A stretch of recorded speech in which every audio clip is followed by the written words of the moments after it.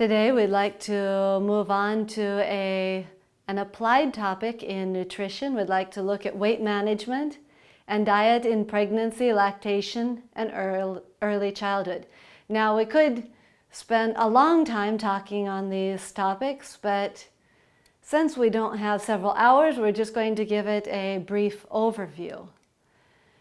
We'd like to start with overweight and obesity. There are some significant risks with being overweight.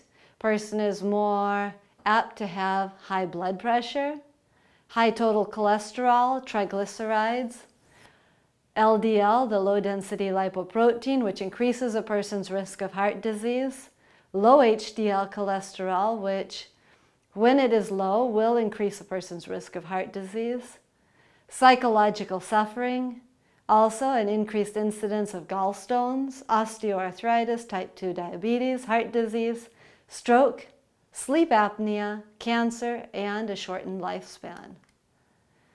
So what are some of the primary causes of excess body fat? First one is a high energy intake. Basically, we're taking in more than we are burning up. Overweight individuals often, and this is not in every case, but they often use higher fat and more energy-rich foods, less vegetables, and have a higher tendency to overeat than their counterparts who are slim. They often eat faster and tend to not slow down towards the end of a meal, and they eat more fast foods. In addition, when a person eats a diet that is high in fat, it requires less energy for the body to store the fat as fat in the body than to store carbohydrates as fat in the body. Only 3 calories are needed to store 100 calories of dietary fat as fat in the body, where it takes 23 calories of energy to store 100 calories of carbohydrate as body fat. So you can see the transition from dietary fat to body fat is a lot more efficient than from carbohydrates. And the body appears to have only weak inhibitory signals to help prevent the overconsumption of dietary fat. Point number 2 is genetic and parental influences. Research suggests that 25 to 40% of human obesity may be somewhat related to genetics. However, the researchers suggest that lifestyle and culture may have even bigger factors. They did studies on twins that were separated at birth, and in their research it demonstrated that lifestyle and the culture were greater factors even than genetics. And low energy expenditure. If a person doesn't burn enough, they're more apt to store the calories as fat. It is important that we encourage lifestyle change rather than simply fad dieting. Individual food choices have been documented through research to be the most important factor in lasting weight loss. As an overall principle, in weight loss, people should endeavor to implement lifestyle changes that they can maintain for a lifetime. Why is this? That way it can help them to avoid the yo-yo of traditional dieting, where they go on a diet, lose weight drastically, suddenly, and then they give up. Their weight goes back up as they give up on their diet. They say, well, I need to try another one. They do the same thing again. One of the most important keys in weight loss that will last for a good period of time, if not a lifetime, is to seek to move from a high-fat diet to a lower-fat diet. How can you do this? The best way is by increasing the intake of fruits, vegetables, and unrefined carbohydrates. Not simply restriction, but replacement with nutrient-dense, fiber-rich foods that will supply the needs of our body without supplying an excess of calories. Decreasing the fatty foods, fast foods, animal products in the diet.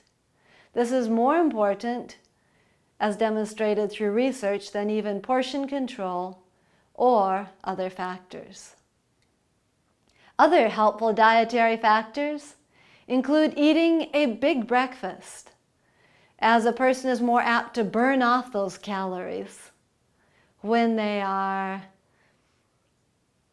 eating a good breakfast, working all day, versus in the evening. So many of us tend to go home at night, family's home, we make a big dinner, we all sit down and we enjoy it. And then we go to bed. And yet so often when we do this, we go right to bed, the body does not have an opportunity to burn those calories like it would if we ate it for breakfast. So, statistically, in research that demonstrated that people can actually eat more calories and yet have a lower weight, a healthier weight, if they eat a good breakfast than if they eat those same calories for supper. So therefore, it's ideal for a person to have a light supper or nothing at all. It's good for a person, if they're wanting to lose weight, it could be helpful to avoid snacking, as those are often extra calories. Often the snack foods are quite high in calories, a little piece of chocolate, a soda, something like that. Another thing that can be found helpful in many cases is to begin the meal with a salad. Now that salad shouldn't be drowned in a greasy dressing, because that is often very high in calories as well. But putting something like some lemon juice, a few drops of olive oil, some nice herbal seasonings on there, those can be really delicious and yet not so high in calories. Eating fresh fruits, eating vegetables before eating the calorie-dense foods can help to take an edge off a person's hunger and make it so that person is not so hungry that then they can make better choices, wiser choices in how much energy-dense food they should eat. Also be helpful for a person to increase their intake of fiber. Decrease the intake of sugar, sodas, juices, saturated fats, as all of these tend to contribute to weight gain. And avoid alcohol. Also, it can be very helpful when a person is eating to actually slow down the eating process, to set the fork down, to chew food to a cream. Also, look at factors in your own life which may lead to excessive eating, whether it is depression, whether it is stress, watching television, etc. Things like this that make you just start nibbling. And then make a plan to do something different when you come into that situation. If you're stressed, perhaps go for a run. Or if you are depressed, find some other good alternative that you can replace this with. Some people have also found it is useful to make a menu and to stick with the menu, putting lots of fruits, vegetables, whole grains in the menu. Also reduce the temptation to snack. How can you do this? Well, if you don't bring home as much junk food and easy to eat, energy-dense foods, it will be easier not to snack. Also keep snackable foods out of sight. And it can be helpful for some people to actually serve the plate before eating. Also, some of us are very driven in our personality, and it can be very helpful to set reasonable goals. And then find rewards when we accomplish those goals that are not food goals. find something else, whether it's going for a walk, whether it's going and doing something else with a friend, whether it's going and playing some music, finding something else that's not a food reward. Also, some people have found it is helpful to keep a food diary. That way they can see what they are eating every day and discover where their problem times are, what their problem issues are, so that they can find solutions for it. Exercise is also very important. Increasing every day a person's activity level can help in both burning calories and increasing the metabolic rate. When a person's thinking of losing weight, it is better not to make a sudden weight loss, but to seek to aim for closer to maybe about 10% of the total body weight over 6 months, if you actually need to lose that much. Gradual weight loss generally is more fat than muscle and tends to be more permanent. Get support from your family and friends. Encourage them to do things with you that are not focused around food, but that are focused around other activities. There are other means for weight reduction. People can do surgery, they can use medications, but these are often filled with risk. And although they may be life-saving in very advanced cases, if it is possible, it is often healthier to look at your lifestyle changes because those can bring more lasting results. We'd like to move on now to diet in pregnancy, lactation, infancy, and childhood. This is just a brief overview of nutrition during that time. The diet in pregnancy, lactation, infancy, and childhood in general should not differ drastically from that which supports optimal health in adults.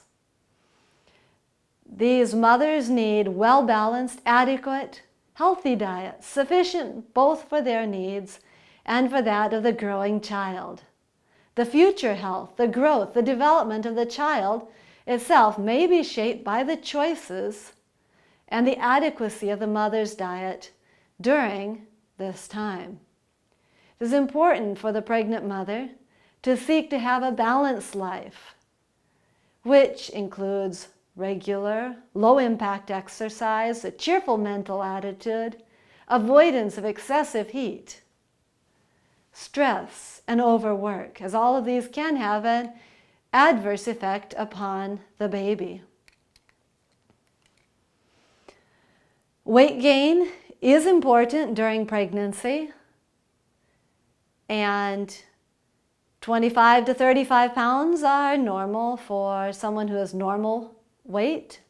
28 to 40 has been recommended by experts as a more optimal goal for someone who is underweight, and 15 to 25 pounds of weight gain for someone who is overweight, as the body is developing many resources in addition to the growing baby. Nutritional needs increase slightly during both pregnancy and lactation. A person should plan to increase their energy intake by 15 to 20% on average.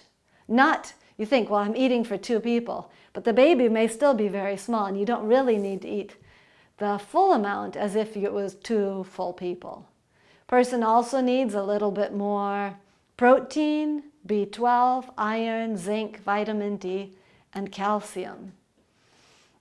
Folic acid is also very important, especially early in pregnancy, as it can be helpful in helping to prevent birth defects. Especially important during days 17 to 30 after conception, when there's very important foundational development of the nerves which takes place. Supplementation, often the experts will recommend about 400 micrograms per day by childbearing women, can be found to be helpful to prevent nerve problems such as spina bifida, anencephaly, and other birth defects. Are there other cases of supplementation that are important? In cases where people have very poor nutrition, women who are carrying multiple babies, Smokers and alcohol and drug users may need more because their body may be using more than they may be obtaining from their diet. Excessive supplementation, however, should be avoided, especially iron and vitamin E. The best sources come from your foods, your whole foods, with additional supplementation in these special cases. Potentially harmful substances should be avoided as much as possible, especially alcohol, tea, coffee, many medications, and some herbs. The use of alcohol by the mother during pregnancy can lead to serious learning difficulties in the child later in life. And may actually cause defects as well. We often call this condition fetal alcohol syndrome. The tea, coffee, and other similar substances should ideally be avoided as well, since they can lead to chromosomal damage, which in some cases may lead to birth defects. There are many medications which have adverse effects on a pregnant woman, and it is only advisable to use the medications under the advice of a healthcare provider. Herbs as well are not something to just use freely, as there are some herbs that may cause harm to a developing baby. And a person needs to do careful research on this before they use them. Cravings often exist during pregnancy and at times can be caused by a lack of certain nutrients, which, if it's possible to meet them through a healthy diet, that's not a bad idea, but the mother should carefully avoid using substances which could cause her harm, because it could cause harm to both her and to the developing baby. How about morning sickness? This is the bane of many pregnancies. In some cases, it can be helped by staying well hydrated throughout pregnancy, drinking lots of water.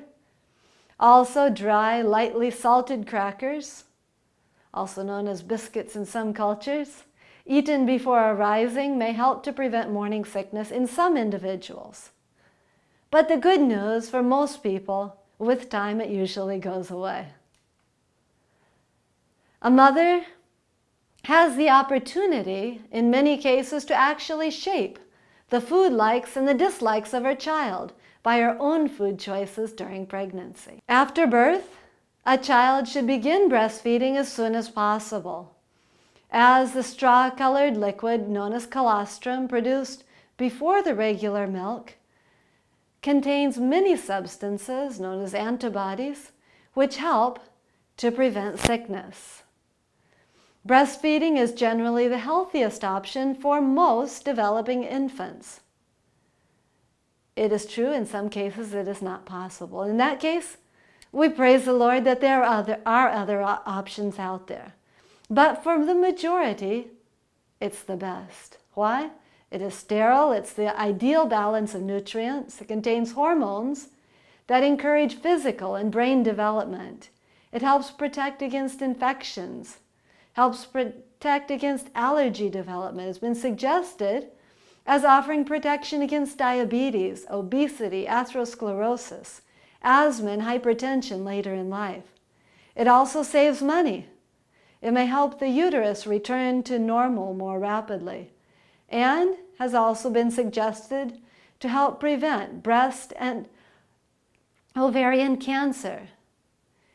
In addition, it has been found in many cases to delay the return of ovulation and may, you notice I didn't state will, it may help lengthen the birth intervals, but it's not safe as the only means of birth control.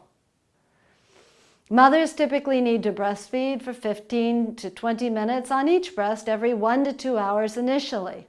This interval can gradually lengthen as the infant grows older. It has been found that breast milk generally digests faster than formula. And so a baby is often hungry more quickly when they are breastfed. Babies should typically have 5 to 6 wet diapers daily and 3 to 4 dirty diapers daily. If a mother is not able to breastfeed, formula may be needed, and certainly will be needed if she cannot breastfeed. And it is important to make sure that what you're giving to the baby is designed as infant formula. You shouldn't just go to the supermarket shelf and pick up soy milk or some other type of milk. It's also important to use very careful hygiene to prevent the baby from having diarrhea from bacterial contamination. Generally, breast milk or formula should be the only food for the baby until 4 to 6 months of age. And then a combination of breastfeeding and the introduction of food slowly, gradually over the next few months thereafter. The medications, alcohol, tobacco, caffeine should ideally be avoided by the mother during the time that she is breastfeeding to help prevent these substances from coming into the milk. In Counsels on Diet and Foods, page 226 to 232, we read that the best food for the infant is the food that nature provides. Of this, it should not be needlessly deprived.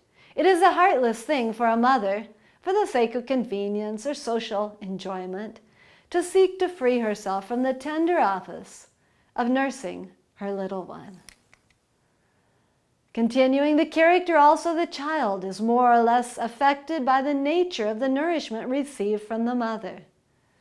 How important that the mother, while nursing her infant, should preserve a happy state of mind, having perfect control of her own spirit. By thus doing, the food of the child is not injured. The calm, self-possessed course the mother pursues in the treatment of her child has very much to do in molding the mind of the infant. If it is nervous and easily agitated, the mother's careful, unhurried manner will have a soothing and correcting influence, and the health of the infant can be very much improved.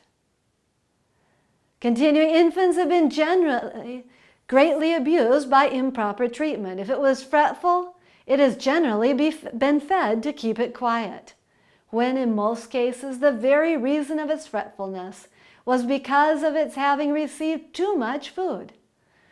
Made injurious by the wrong habits of the mother, more food only made the matter worse, for its stomach was already overloaded.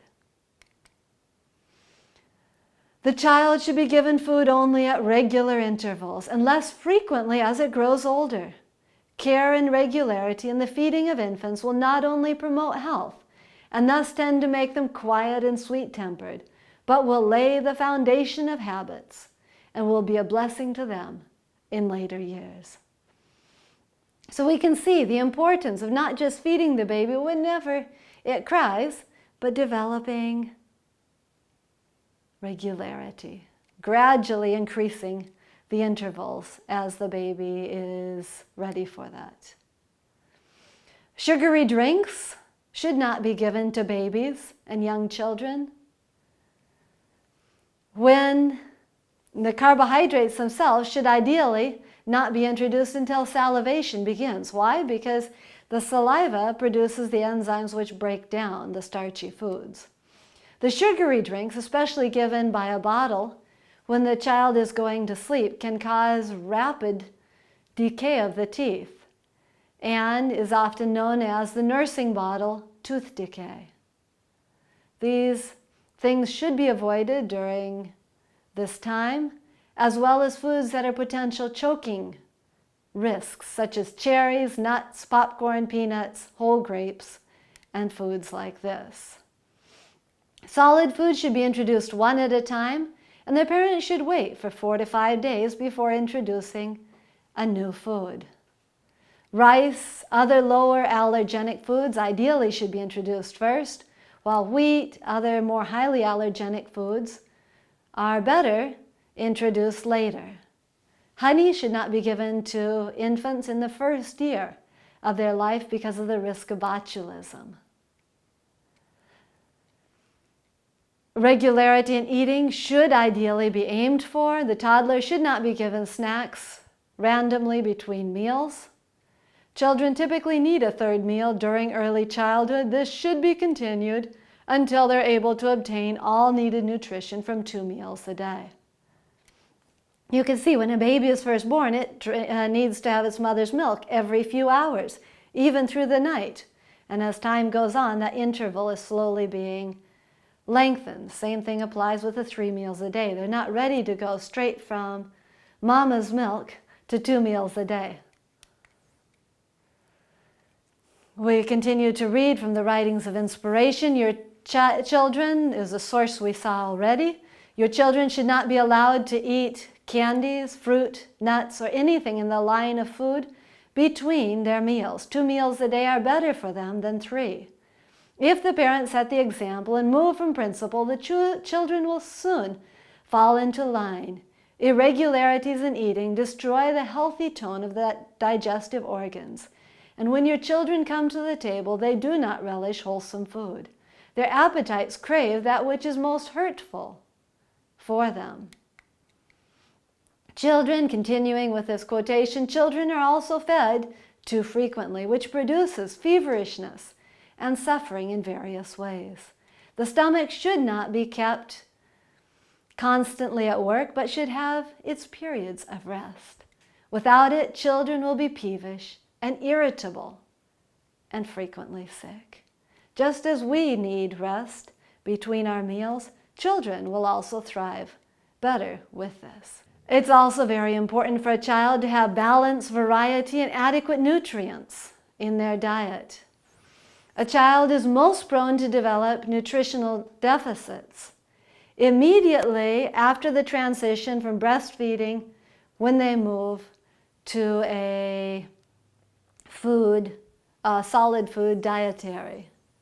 Especially when they're using a vegan diet, they're at higher risk if the diet is not well balanced and nutritionally adequate. So what do you feed them?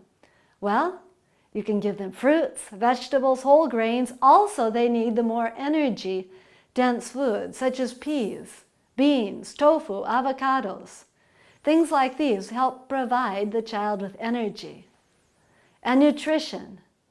Whole grains, legumes, nuts, fruits, and vegetables prepared tastefully with variety and balance between these sources can help to provide the nutrients needed for healthy growth and for development. If growth slows, if a child becomes weak, thin, or significantly underweight, a health professional should be contacted promptly.